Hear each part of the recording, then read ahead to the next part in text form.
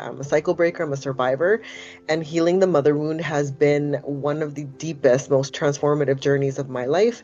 It's really taught me that grief and love can coexist and that we can honor our mothers and our maternal lineage while still telling the truth about the pain that we've experienced. Of all the imprints that I've received and the challenges, the mother wound has been the stickiest and the most revealing, the most profound. The teaching has taken me the deepest into my heart. The mother wound, I'm here to say, is real. And since I became a mom, my viewpoint on motherhood and mothering has changed. My mom was not receiving my love. It was like hitting a iceberg, like the Titanic. Like I was just like, if I had 100% at school, I was very good at school. It was never good enough. I've had to unpack my own mum guilt. I've had to unpack the guilt that I put on my mum that I didn't need to put on my mum. I found working through my own process from within that a lot of it was just a perspective shift. Hello, beautiful souls. It is Sophia from Sacred You. Thank you so much for being here. But before we dive into today's Wisdom Circle, I have a small request from my heart. If our conversations ever resonate with you or support you on your journey, please subscribe to our channel or like this video. It helps us grow Sacred You, welcome more powerful voices into this space, and keep you connected to everything we share. Thank you so much for walking this path with us, and let us begin with today's conversation.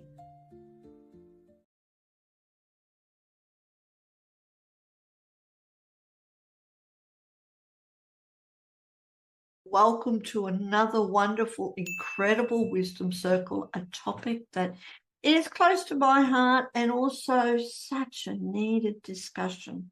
So, of course, my name is Sophia from Sacred You, and we have the absolute honor of presenting these Wisdom Circles. And with us today is the beautiful Abby, I'm not going to get your surname, Abby, who is facilitating healing the mother wounds, honoring the mother line, which, like I said, is such a needed discussion. So I'm going to hand it over to you, Abby, to introduce yourself and the topic and all these incredible women that have joined us from all over the world.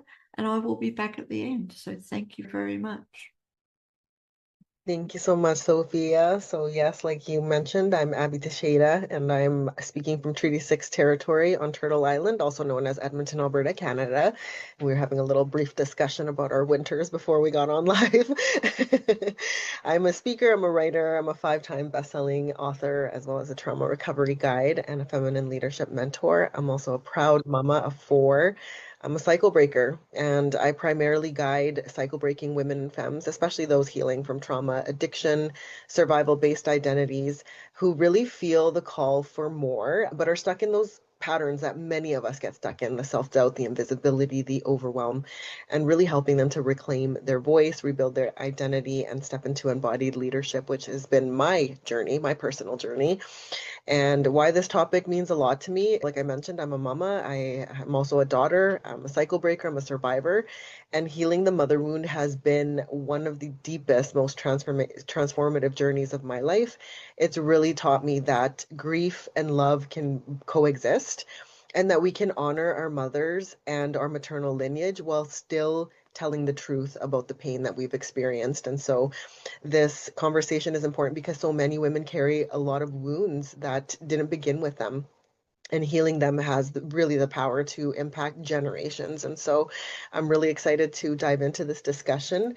And so I want to introduce the brilliant panelists that I have the honor and privilege of being able to have this conversation with. And I am just going to go by the order of who I see on my screen here. So just if you can share a little bit about who you are, what you do, and what drew you to this conversation, and maybe what healing the mother wound means to you personally. I'd love to hear that. So I'll start with Elizabeth. Thanks so much, Abby. I'm so grateful to be here. My name is Elizabeth Kipp. I'm a stress management and historical trauma specialist, certified addiction recovery coach, and a certified yoga and meditation teacher. I also do ancestral clearing, As a practitioner, I've been in an ancestral clearing practitioner since 2014. Really excited the first time I ever experienced the practice of ancestral clearing. I was like, what is this? And I just had I had no footing in the space. I didn't know anything about it. And it grabbed me and said, this is your mission, girl. So I just really embraced it. And within ancestral clearing, I have a couple of things that I really kind of specialize in. And one of them is the mother wound, wounds of the patriarchy, both for the men and the women. And the mother wound in particular, I think of all the imprints that I've received and the challenges, the mother wound has been the stickiest and the most revealing, the most profound. The teaching has taken me the deepest into my heart. And I've always said, kind of once I got my head screwed on straight, that my mother was my teacher of compassion. She actually came onto the planet to teach me that. So that's kind of where I come from. And thanks so much for asking, Abby. Wow, really powerful. Your mother was the teacher of compassion. Wow, that I can so relate to that. Deep. Thank you so much. Catherine. Thanks, Abby. So I'm Catherine Cristani. I'm from Australia, the opposite side of the world. And I support women with feeling seen again in their own lives so that they can be connected and feel joy and excitement and actually be seen, heard, and felt. Because so often we will push aside our own needs, especially becoming a mum, in order to, for the detriment of our own health, but to think it's for everybody else. I've had to unpack my own mum guilt. I've had to unpack the guilt that I put on my mum that I didn't need to put on my mum. And so often I found working through my own process from within that a lot of it was just a perspective shift. And when you start to let go of the beliefs of what things should look like and rather embrace what they are, that is when I started to see shifts in my own relationship with my own mum, but also with the rest of my family. So that's what pulled me to here. And why it's important is if we don't work on this, then we're more likely to pass it on to our own children or our grandchildren, or we can be the cycle breaker and we can stop those generations of pain and trauma being passed down further and further. So these are why I find this panel especially is a really important discussion to have. Wonderful. Thank you so much, Catherine. Unmute button. Good morning, everyone. I'm Annick Patry, French Canadian living in Australia. We had that conversation before with Abby, who's in Canada, running away from the snow. I help heart-centered entrepreneurs. I founded the Voice Alchemist Academy. So to stop being silenced and to be loud in the world with our messages and our voices and share our passion for life and own our creative power because we are creators and we have the gift here, the ladies sitting in the panel here today, to be conscious leaders because we're cycle breakers and we have made some changes, and the changes that we make is to cut the cord. We have to cut the cord, the umbilical cord with our mama. She really did the best she could, but like Elizabeth, my mom is definitely my compassionate teacher, that's for sure. That's for sure. So I was PTSD, super anxious, suicidal, had really dark thoughts because I didn't feel safe and I didn't feel loved. And I decided not to have children because there was no freaking way I would pass down the patterns that I've received to gracefully transmute it and powerfully transmute it. But there was no way. So it is important that we have this conversation for sure, as long as we don't dwell in the past because we are creators, and if we constantly going back to that story and we feed the story, it's if you overfeed your dog, he's going to get fat and eventually he's going to explode and he's going to get unwell. We have this conversation, yet are going we are going into the embodiment of the version of ourselves that we want to be. Okay, Mm. That's where our stuff here, and yeah, I'm so happy to be here. I feel like, yeah, I feel this connection and this understanding, and yeah, let's create something new and magic for all of us and Beautiful. all of you Thank you so much. watching on replay this panel. Yes, Yeah, thank you. beautiful. Thank you. And last but not least, Lisa. Hi, sorry I popped in a little bit late there. My Zoom was just spinning and it wouldn't let me in, but I finally made it in, so thank you. And thank you for having me. I signed up for this particular panel on this particular date because it's quite a significant date to the relationship between me and my mom. Because 23 years ago today, my mom passed away. But that was the second time I got to grieve for my mom because the first time was when I was 14 and she moved halfway across the country. So the mother wound, I'm here to say, is real. For a long period of my life, my wound around my mother was abandonment. And I was always much closer to my dad's side of the family than my mom's side. And now I'm a mom. And since I became a mom, my viewpoint on motherhood and mothering has changed, mothering myself and mothering my children as well. And I have a daughter, and the cycle ends here. My mother had a very traumatic childhood growing up. Her entire family, it's just generations of trauma. I think probably most of us have those generations of trauma. And we just kind of pick it up and pass it to the next generation. And I've decided to be the stopping point for this and really work on that mother wound. And what it's taught me is compassion. So Mm. I think there's a theme here tonight when I hear the other ladies saying that their moms taught them compassion as well. Powerful. Ooh, we're just getting started. Those are just the intros, and so much goodness already. Lisa touched a little bit on this, but I'd love to hear how the mother wound has shown up in your own life. I know for myself, something that recently has come through for me that I understand is definitely from what I saw modeled to me is difficulty receiving, whether that's receiving support, asking for support, opening up myself for support, that kind of a thing. Growing up, seeing my mom basically on survival mode our entire childhood, and that she worked hard, she did what she could for us to basically survive, which was all that it was. It was just surviving. Now in my adulthood and having my own children and being in a place where I'm really learning this muscle that we all carry of asking for support, of opening up ourselves for support, and then not having that difficulty with receiving, which also manifests into money blocks. Somebody said, I think on one of these wisdom circles actually, that when somebody says I have a money block, it's not a money block, it's actually a receiving block. And that really stuck with me. And I noticed that's definitely a pattern that I noticed in my own mom, right? And so that's one way that it showed up for me. But I'd love to hear from you all how how the mother wound has shown up for you. Go ahead and unmute and you can just share. I feel for me, it came more apparent when I stopped unpacking all the stuff with my dad. And it was the person I was working with at the time. And he's, we haven't talked about your mum. And I was like, no, we don't talk about that. We don't talk about that relationship. And it was learning to accept that everyone else's version of that I could see in everyone else's mum around me, that I was longing for my mum to be, was just, again, that perspective, which is what I touched on. And it was that compassion that my mum was doing the best she could with what she felt she could do. But it was almost like a detached kind of energy.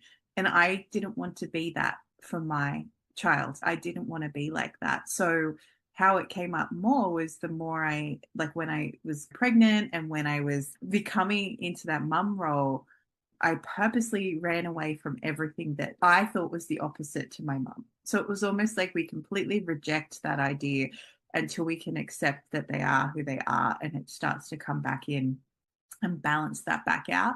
And it was when I went, actually, you know what? My mum is who she is. And I accept that. I accept that she doesn't have that more nurturing thing, but I have that in me. My astrology is definitely built into me. I'm Cancer, Sun, Cancer, Moon. You can't get more emotional and nurturing than a Cancer. But the other aspect and flip side of that, it was you can choose. You can choose what you want in your life, and you can choose how you allow people to show up, and you can choose how those memories impact you. Your past is just your past. If you choose to leave it there, it doesn't have to keep impacting you right now. You can learn from it, you can grow from it, but it doesn't have to keep defining you. And so for me, that was the biggest thing of how it showed up, is when I found myself stepping into this pattern that I didn't feel right for me or didn't feel aligned, actually holding myself up and going, actually, is this even mine? And do I want to do anything with it? Or is it time to just let it go? Wow. Thank you. Anyone else have thoughts? Sure. My mother wound, I didn't know it until it was much later, but showed up as a codependent vibe. And my mom was undiagnosed and untreated bipolar, and she drank alcohol to deal with it. So a lot of dysfunction there and unpredictability. And what happened was, it was just my natural tendency. I couldn't help her, but I did everything I could. I turned myself inside, outside, and backwards to do something, right? So I ended up I decided it was my responsibility to make my mother happy. And I failed miserably, but I kept trying, right? And then we had a real separation in our relationship when I was a teenager. But what was interesting was I didn't understand it until I read this book, Mother Hunger. I'll find the author in a minute. It's an amazing book. And I was listening to that book and I was like, oh, I see what's happening here. So I got out of that relationship when we separated from my mom as a teenager. But every relationship that I had, I kept turning myself inside outside to get them to love me. It was this pattern. And when I didn't understand any of it until really got into recovery and started working with codependent behaviors, that's kind of how it showed up for me. And by the way, that's another thing that I have a little specialty in, is that codependent thing. And I don't know how we can help but be codependent with our family members, especially like parents, children. I don't know how we can. So the idea there is to find the balance the best you can and really own your authenticity and try not to turn into a chameleon in front of your parents and children, right? Yeah. Mm, Anyway, that's my 2 cents on that. Thank you. thank you. Okay, there's a few things, but I guess one of the biggest wound, what I observed and what yeah, I had to become conscious. I had to become conscious of it because I was not conscious for a while, is that it's that receiving piece. Because my mom was not receiving my love. She was like, it was like hitting a iceberg. And the Titanic, I was just trying to, no matter what I was, if I had 100% at school, I was very good at school. It was never good enough. And everything I was doing, I was the most gorgeous little girl. I was an amazing ice skater, winning all the medals. I was a pianist. I was like, everything I touched turned into gold. But it was like I was crucified to be myself. And I was trying to give love and it was pushed away. I remember on Mother's Day bringing a beautiful bouquet of flowers. And the little girl, she wants to be loved by her mom. That's what she craves so much. And she was humiliating me and laughing at me. Oh, she gave me flowers. It was completely. So I saw a woman not being able to receive at all. And I'm like, wow, okay, I'm not going to be that person. I'm not going to be that person. But it's something to untangle, and you have to, first of all, receive yourself. You have to receive yourself, receive life, receive the breath. It starts with very subtle, little, simple things. But yeah, so it's been a big journey. And it's constantly unfolding, being aware of receiving good ideas and executing that ideas that God gives you. An inspiration, you receive an inspiration as an intuitive guide that we all are. A sensitive, empathic, receive amazing ideas. I'm a creative, I'm an intuitive, I'm an empath. So receiving that and saying thank you and then taking that idea and giving birth to it and executing, taking the actions having faith and trust. It's like a whole process. And if you haven't witnessed your own mother, the mother is there to give you the security, the safety, the nourishment, and you haven't seen someone giving that to themselves and offering you that as a woman, as a lady, as a female, you have to find new role models. One of my first role models was Louise Hay. She had it pretty tough as a child and a young lady, and I'm like, wow, she's really transformed herself. And I started to follow her religiously, and I saw something else possible. Her generation, there's not that many of her generation. She died a few years ago. She was 92, I think. And finding a new model, and then step by step. And I chose not to have children because I was terrified. I was terrified that I would do the same to my kids. And I'm like, there's no way I'm going to hurt my kids. There's no way I'm going to learn to love Annick first, me first, know who I am, know what I want before I transmit unconsciously that ancestral stories. I think that's wise. Sometimes I have regrets, but in my ego, I'm like, oh, I would have been such a cool mom. I'm so much fun. I'm so playful. I would have loved my kids so much.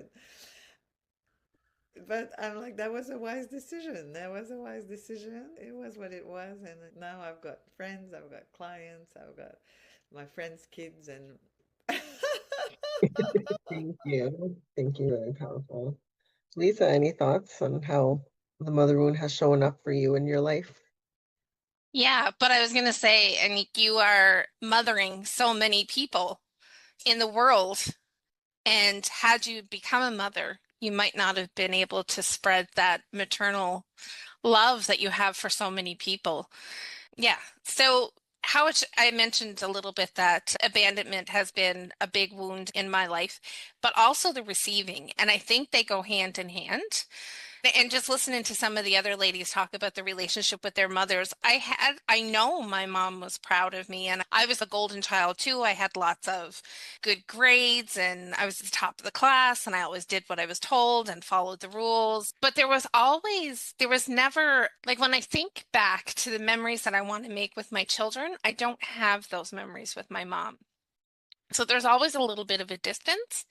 But if I look even further back, she lost her mom when her mom was 39 and my mom was 16. So she had to help raise the children in her family while my grandfather was a really bad alcoholic. And so that dysfunction just carried on. So that sense of safety and the abandonment has played a big role in my life throughout in all my relationships.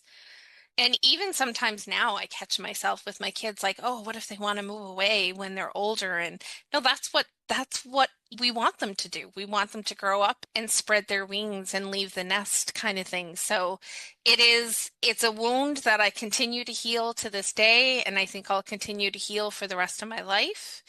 And I'm trying to set the very best example for my daughter and my son on what it means to be kind and compassionate and to show somebody your feelings, which was something that my mom had a hard time doing. I think you never really knew what was happening in her mind, and she liked to keep things to herself. Even when she was diagnosed with cancer and she was really sick, she didn't want anybody to know. So all of a sudden she was gone, but we had spent 2 years caring for her and the rest of the world didn't know. So there was that kind of isolation and lack of an ability to receive help at a time when she needed it the most, I think. Yeah. So it's something I'm still working through, and I think it's important for all of us to really take a look at the relationships with our mothers and recognize that all of our mothers did the best that they can with what they had, and that we all came into this incarnation with choosing who our mothers and our fathers and our friends and family are, and that there's lessons to be learned, and to do your very best to learn those lessons from them. I just wish I had known that when I was in my 20s. But Yeah, it is thank what you. it is. Awesome. Thank you so much. What would you say? And like, I completely agree that The healing the mother wound, it comes in layers. And just when you think that you've gotten to the innermost layer, another layer appears. And especially depending on the season of life that we're personally moving through, right? Certain things come up and we're confronted with those things. But what have been the most unexpected parts of healing your relationship with your mother or the mother line or the mother wound in your journey? I know I've heard some elements throughout all of your shares around compassion, around forgiveness, that kind of a thing. But I'd love to hear what have been some of the unexpected parts of your healing journey of healing the mother line and mother wound. I think for me, it's the vulnerability. So the being able to receive, and again, this is still a lesson I am learning because I grew up watching a woman who was very strong and didn't accept help from anybody and was seeing that if you cried, it was a weakness. And if you expressed emotion, it was a weakness. And if you accepted help, and you should be able to do it all, you can work, you can keep your house immaculate, you can make sure your kids have the best of everything. And I think I grew up thinking that was the model that I had to be. But now I realize that that's not realistic for anybody. So my mother drank on the weekend, so that's probably how she dealt with the burnout of living this perfect, seemingly perfect life and then having to crash out in her 30s and abandoning her family. So I think that was the biggest thing for me is that I don't have to follow all of the rules that was set out for me. This is my life. This is my chance to do it.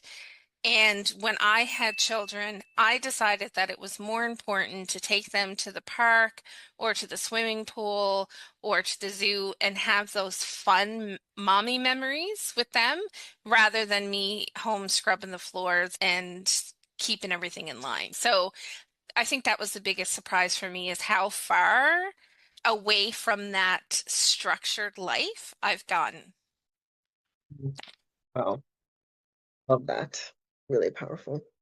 My gosh, the cleaning standards. My mom was the same. Our home was immaculate at all times. And early in my motherhood journey, I tried to imitate that example and Same. I Yep. burnt out so many times. Fighting with my husband, like, Yep. why can't we keep, meanwhile, we had four kids under three, like Yeah. four kids under four. Yeah. Yeah. I know. It's an impossible standard. My house had plastic over the carpets. I was born in the 70s, right? So we had plastic over the carpets and plastic over the good furniture in the good living room that nobody could sit on. Yeah. And my mom never unplugged the vacuum cleaner. They're the memories I have of my mom. And I cherish her and I cherish the memories we have, but they're not exactly the memories I want to leave for my kids, right? So, yeah. Yeah, so relatable. Anyone else have some thoughts or share? I'd like to share. I'm going to share that when I was about 60, we did some genetic testing, and the doctor got 30 seconds into the report. And I was like, oh my God, my mother never had a shot coming out of the womb. I just had this understanding that she didn't have the tools. She didn't have the knowledge. So for me, the biggest surprise was if I look back on my life and how it went down, it's that I had tools and I was able to wake up from the just living with the programming I was born with. And it's profound for me now. I still feel that in my heart that she just didn't have the kind of support that we have now, not even like none of it.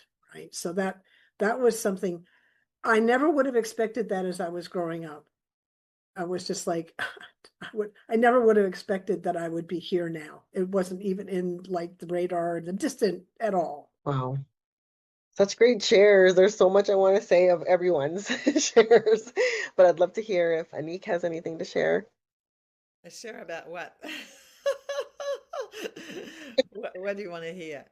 What's been the most unexpected part of healing your mother wound or your relationship with your mother or the mother line? Unexpected part of the Mhm. healing.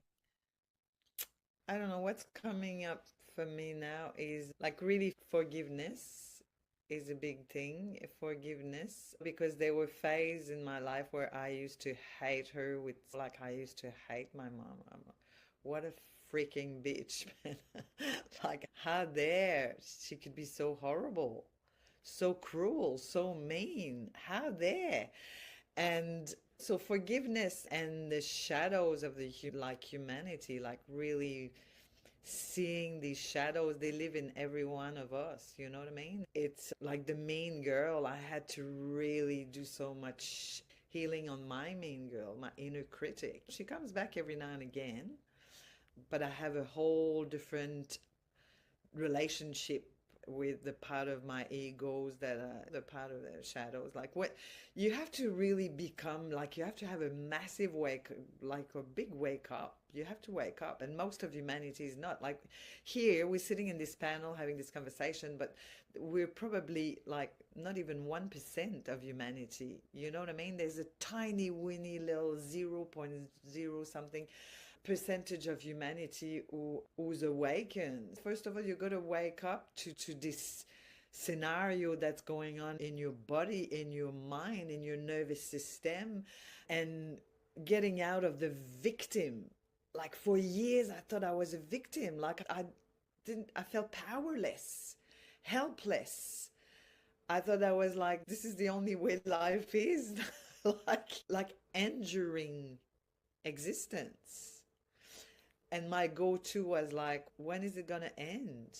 I can't wait till it's over. So,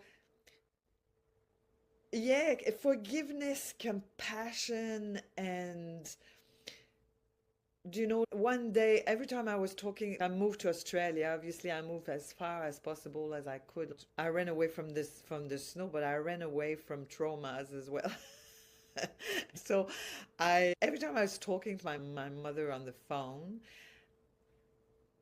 she was bullying me, and it was always quite intense and heavy. So because I'm super sensitive, like, the call was ending with lots of tears, and I would feel horrible for a couple of days. And one day I drew a line in the sand. I drew a line in the sand, and I said, listen, that's it. I said to my mom, I'm not going to call you again. That's the last call, because I feel shit every time I speak with you. And from now on, if you want to have communication with me, it's on email. And so the transformation in that experience, because I set a boundary, a standard for myself, it's been extraordinary. She's been saying the most beautiful words like I've ever heard ever, how much she adores me, that she's proud of the woman I became, that she wants me to be the happiest woman on earth.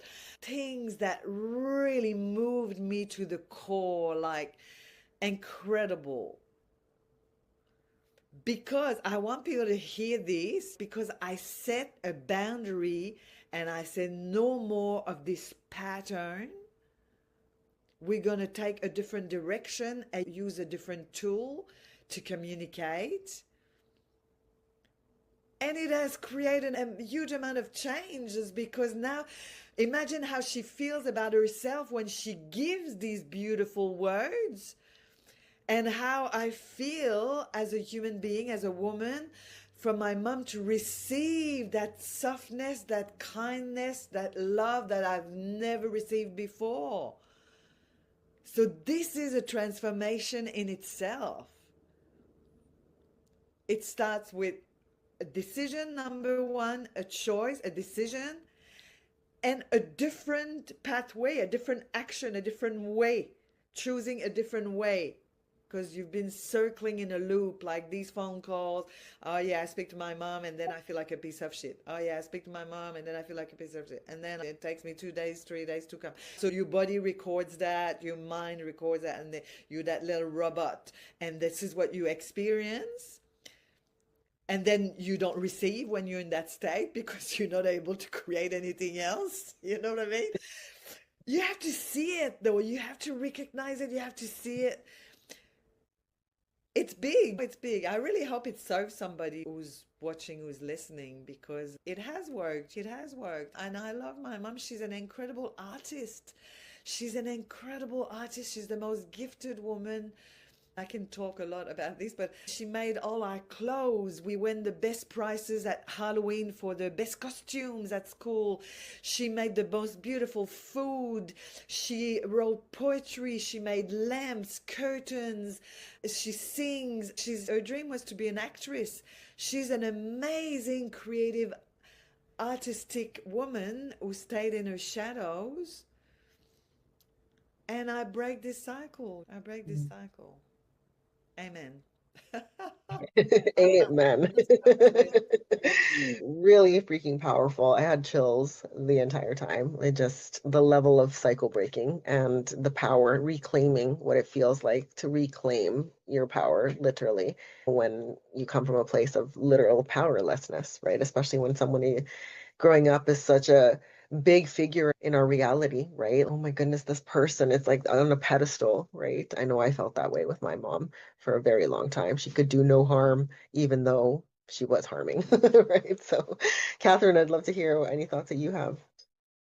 I think the most surprising thing in how it showed up was acceptance. Just learning to accept people exactly where they are and learning to drop all the judgment. Because I grew up in I'm not going to lie, a pretty judgy family. It was like, oh no, did you see so and so did this? And did you see so and so did that? And it was this constant comparison, which never really sat with me.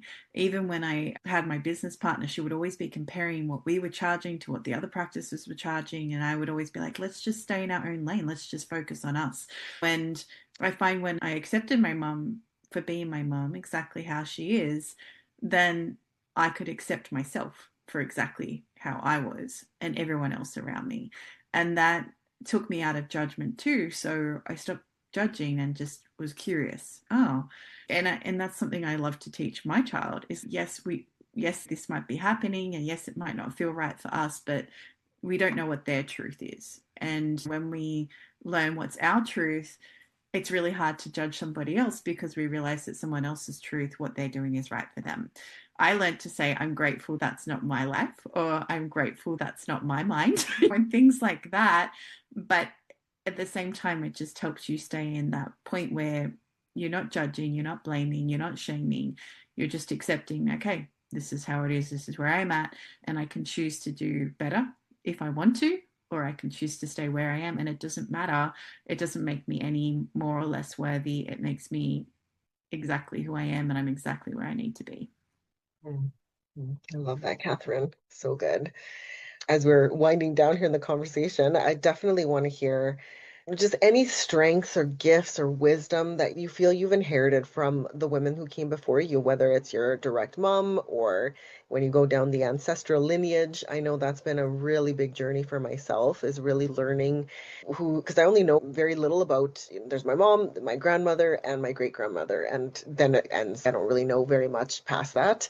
So I've just been doing a lot of when Elizabeth talked a little bit about ancestral healing and that kind of a thing and how powerful that work is. And there are some things because, yes, I do come from a lineage on both sides, whether it's my paternal and maternal, of poverty, abuse, addiction, violence, all those things. I see that. I see it very clearly. But in it, there's also been some gifts that I can't overlook and that has really shaped me in becoming who I've become, right? I just think my mom was a very resourceful person growing up. If she needed to get something figured out, she would figure it out. And I've very much have really taken that quality as well in myself, where if there's a dead end that we get to, it's okay. Instead of saying, okay, that's it, I'm quitting, I'm giving up, I'm like, okay, how can I get around this? Do I need to climb it? Do I need to go around it? Do I need that kind of a thing? And my mom was very resourceful in that way. And I know that my grandmother was also that way. And that's how she kind of learned that. And I'm grateful for those kind of gifts that were imparted. But yeah, I'd love to hear what has come through for you in terms of strengths, gifts, wisdom that you've been able to inherit from the women who came before you. I can go.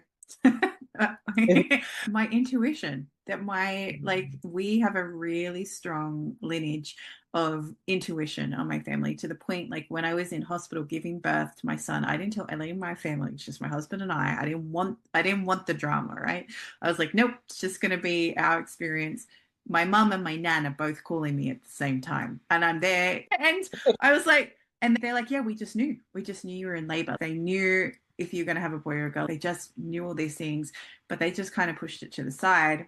And it was only when I stepped more into my spiritual work and I was telling my mum about it, she goes, "Oh, yeah, we come from a long line of white witches.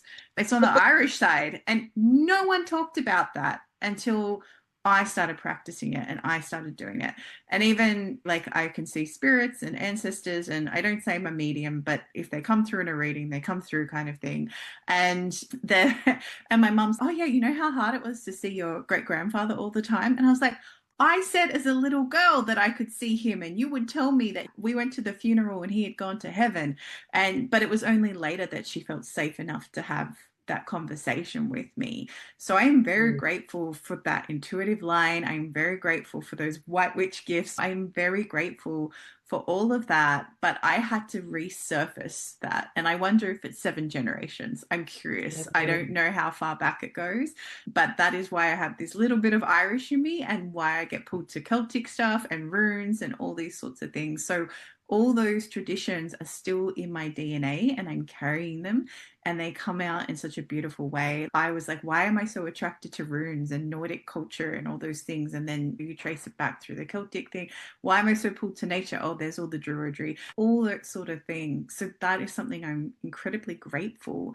And also, my mum is incredibly intelligent, and I am grateful that I am also like that. We both have excellent memories. We don't forget things. And people don't know what to do with that when I remember so much about people. Part of it I know is that it's my guides giving me the information as I need it. But at the other point is that has come through my family line too. So I'm very grateful for that. Beautiful. Thank you so much. I I love the Irish thing because that is definitely something that's in my family as well. So that's one of the things that I'm grateful for inheriting from my mother and her line and also her father's line. That whole generation of folks came from Ireland. So I'm also wondered why I was really drawn to that kind of thing too. But I also want to add that I've learned resiliency from my mother. She was always able to pull herself up and keep going. And I saw that strength and I really admired it. Although sometimes I wish it was a little bit softer. And then on the other side of it is that there was a lot of things that my mother wanted to do in her life that she didn't do. And she had a very short life. She died when she was 51. So I learned not to save the good chocolate for a special occasion. Do you know what I mean? If there's something that I want in life, it's time to go after it now, not later. And that's a gift that I thank her for. Beautiful. Go ahead, Elizabeth. I know you unmuted. I learned I got resilience. Funny story about that. My brother and I really felt pretty challenged as kids. And my paternal grandmother, she knew what was going on. She could have, there wasn't anything she could really do about it. But she told us one day, she said, "You come from strong stock. You're made from strong stock." And my brother and I still remember that. It was something that I'm like, really? It's like as a kid, I'm like, I hope that's true. I didn't really understand that it was there all the time for me. That piece, and the other one was my mother was an incredible artist, and I could not do art class. That was not, I didn't get beyond finger painting, and I didn't get it. I still can't really draw, but I sure can write. And I didn't expect that. It never occurred to me that I would have access to that, which is the intuitive part. And I was told my my family was like, bow to the mind, not the heart. And intuition is like, what is that? We don't want to hear about that. But it was in the line all the time, right? So I had all three of those things: resilience, creativity, and intuition. Yeah. Beautiful. Thank you. My turn. It's all been said. I love Elizabeth. Yeah, it's exactly the same for me. Resilience, intuition, and artist, like creativity artist. My mother's mother, my grandmother, who passed it ages ago. Oh my gosh, how old would she be now? 100 and something. My mom just turned 84 on the 31st of May. So my grandmother, my maternal grandmother, was so in Quebec, where I'm from, Montreal, Quebec. back in the days, the church had a lot of control. They were deciding how many kids that the women were just there to procreate and have kids basically, and they were putting pressure on that. It was pretty horrible. And my grandmother, she had five sisters, and she was the kind of avant-garde, like she was the odd one like us, the black sheep. She was a bit different, and so she's the only one who got married, and she was reading the tarot, but it was a secret. Everything was secret. She was bipolar. That was a secret. No one knew. It was hidden. Like there was a lot of shame. You couldn't show up as yourself. But anyway, I was quite close to her, and she was reading the tarot. And one day, my younger sister, I just got one sister, she had a car crash, a massive car crash, really bad. She was okay, but it was pretty intense. And my grandmother saw that in the cards, and she told me, she said, Jesus, your sister's going to have a car crash. I'm like, what?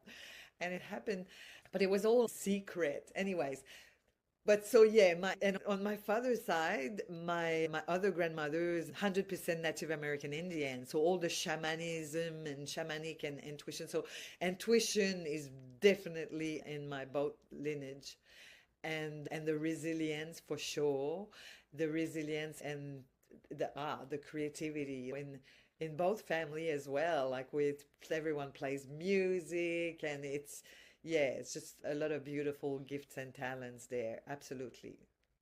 Wow. Yeah. Wow. Really amazing. I want to ask one more question, but I also see that we are winding down in time.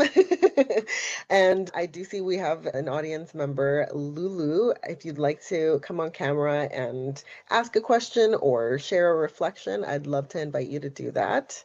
If not, you can just type in the chat and, oh, you did type in the chat. Oh, there you are.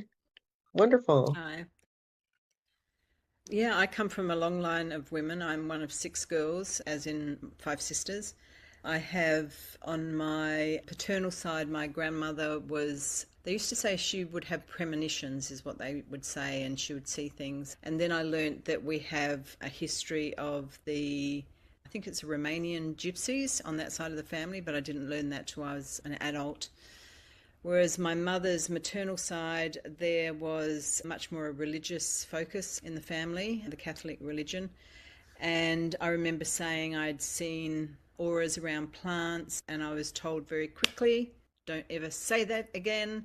And I realized, oh, that I should remember that. That's very important to remember because it got such a reaction. So I remembered, when you have things, make sure that you don't lose them. So I did keep hold of those things. And I do have a longevity in my family. I have a grandma that passed at 104, but my mother died at 58, so her mother lasted 104. I'm aware that both sides of the family I have quite longevity genes, so I'm hoping I last that long. Now I'm in my 60s.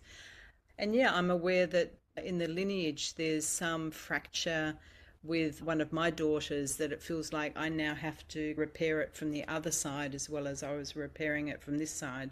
It's been a lot of work to find the best way to approach that, especially after getting divorced, 30-year marriage, and then that's when the split of my daughter, one of my daughters. So yeah, just sharing where I'm at, and I'm a friend of Elizabeth's and been in numerous book collaborations with her, so just came on and nice to be here. Wonderful. Thank you so much.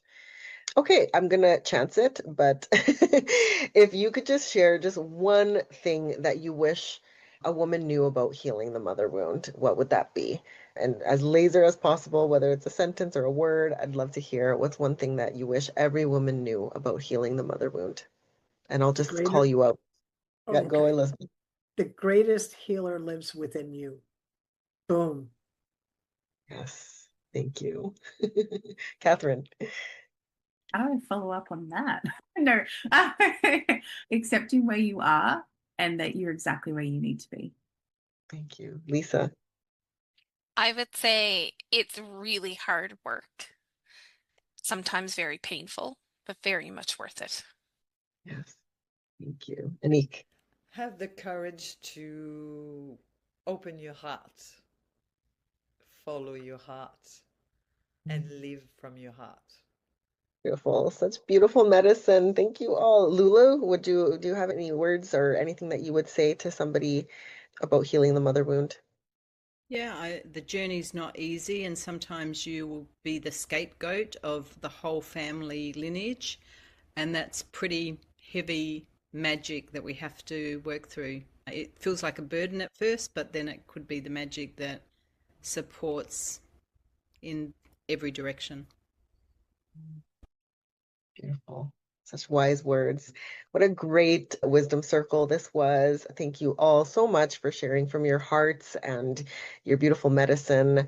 I've learned some things myself that I'm taking away, and most of all, just how amazing it is to, in this time, in this just the synchronicities of being here together, having this conversation, us coming from all these different walks of life and scenarios, and being able to impart what it looks like from the other side. We may not be totally on the other side, but we're definitely not where we used to be, and we're not continuing the cycles that were unfortunately given to us that weren't ours to carry in the first place, right? And this is really brilliant work. It's not easy, but it is also healing our homes, our communities, and the world beyond. And I totally believe that we do have the power to do that. And my imparting words around healing the mother wound is that, as we heard in this conversation, it's not about blaming our mothers. We understand, we have compassion, but really becoming conscious of what we've inherited, and right, and giving ourselves the ability and the permission to grieve what was missing and honoring what was given, right? We took away lots of beautiful medicine that we actually received from some of our moms, right? As flawed as they may have been, right? And so we may not be at the beginning of the story, but we can become the turning point. And I truly believe that. So thank you all so much. And thank you, Sacred You, for hosting us. And I'll bring Sophia back on with us. Thank you, Abby, for another absolutely amazing wisdom circle. And of course, everyone else, Elizabeth, Catherine, Anik, and Lisa, for sharing all your wisdom about healing the mother wounds. And welcome, Lulu. We're grateful and honored that you're able to join us. A great conversation. I'm going to be listening to the replay, and anyone who's watching live or on the replay, do click on the links below and reach out to some of these amazing women who have just given up an hour of their time to share their experience of something that we all go through in our journey, different things. We all have to face those mother wounds and also father wounds, but that's another conversation too. And as usual, do click on the links below, like I said, and check out Sacred You while you're there. Come and join us, hang out in the village. Check out all our other upcoming wisdom circles, which are coming very soon. And until then, have a beautiful day, and thank you.